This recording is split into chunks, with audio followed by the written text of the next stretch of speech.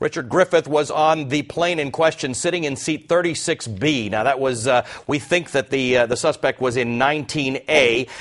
This is what you're looking at on your screen. So on the left side of the plane, as you are facing the front of the plane, this passenger was some distance back in another cabin, but he spoke at length to the gentleman who was sitting next to him. Richard joins us by phone. Richard, you spoke to the man who was sitting next to the suspect. Is that what the story is?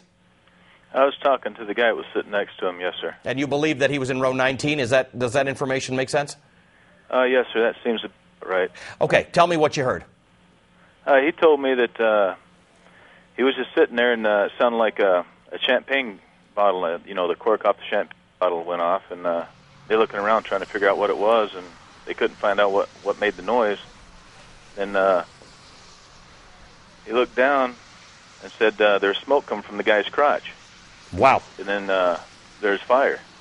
So the guy was sitting on, I was told the guy was sitting on like a pillow, and the pillow started catching fire, and then some blankets underneath the seat, and they stood the guy up and stripped him down and trying to get the fire out. Well, that makes sense, because we heard people say that there was a pop, nobody could see what it was, and then moments later they saw flames, they saw something burning, so there was some sort of delay. So that would make sense that something caught fire. But did the passenger who was sitting next to the suspect tell you that he saw what it was that might have set the cushion or the blankets or his clothes on fire?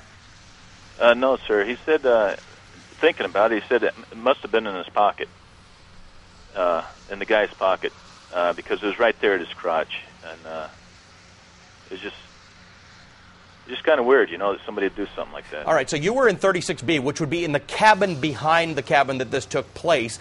Did you know any of this? Did you know anything was going on in the cabin ahead of you? No, it sounded like there's a baby crying, and all of a sudden there's like chanting going on, but I looked up, and it looked like there was a medical emergency, and then trying to figure out what was going on, because the stewardess were all... they're all doing what they had to do to take care of the situation, and running up there with fire extinguishers. And then they came on and told us what was going on, and then they took him to the front of the plane. You were not under the impression that there was something going on that might have been an attack or a terrorist attempt? Not at that time, no, sir. When did you first get that sense?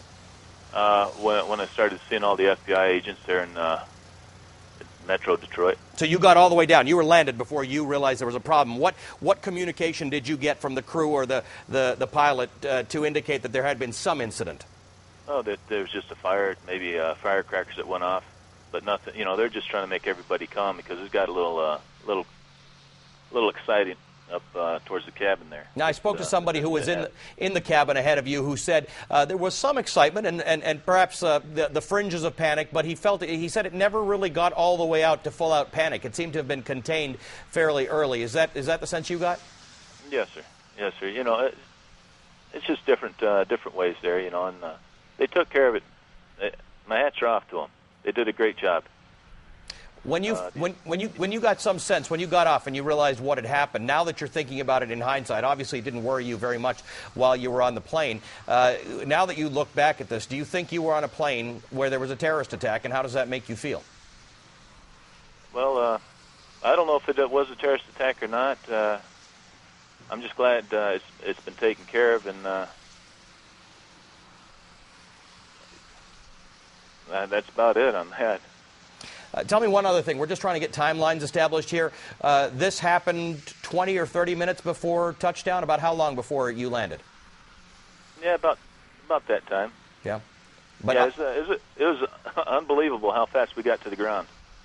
When the pilot found out what was going on, he come on and told us what was going on, and then we were headed down.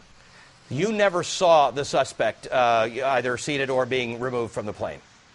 No, sir. Did you see anybody else injured, or did you hear of other injuries on the plane? Yeah, I heard there's one other guy that was injured, trying to take care of the situation with the gentleman there. Meaning trying to subdue him? Whatever was going on. I don't know if he was trying to subdue him. If it was me, I'd have tried to take the guy out. We're hearing a lot about what, the role that the passengers and crew played in this sort of thing. If you were right around this and you had seen somebody set fire to something around them or try to set a fire, how would you react? I would take care of the situation. I'd take care of the primary situation, trying to get the fire out, and then take care of the individual that caused the problem. The passenger you talked to, the one who was sitting next to the suspect, was he injured in any way? No, sir. So the fire didn't, unfortunately, whatever this fire was, didn't seem to get him. It does seem that one or two other people were injured. They may have been injured, I guess, in trying to put that fire out? That's just, yeah, you could say that, but I'm not sure. Did you smell? Did you smell smoke at any point? No. All right. Nope.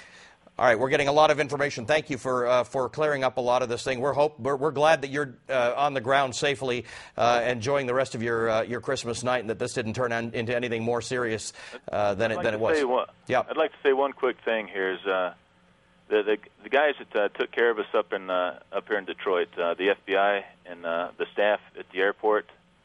We were there for quite a while. They did what they had to do. And they did a great job. All right. Interviews and everything else. They did a great job. Yeah, well, we're hearing a lot of that. We're hearing that it was handled very professionally. Thanks very much for joining us. We're glad you're home safe. Thank you. Richard Griffith. He was sitting in row 36 on the plane on Northwest Airlines Flight 253.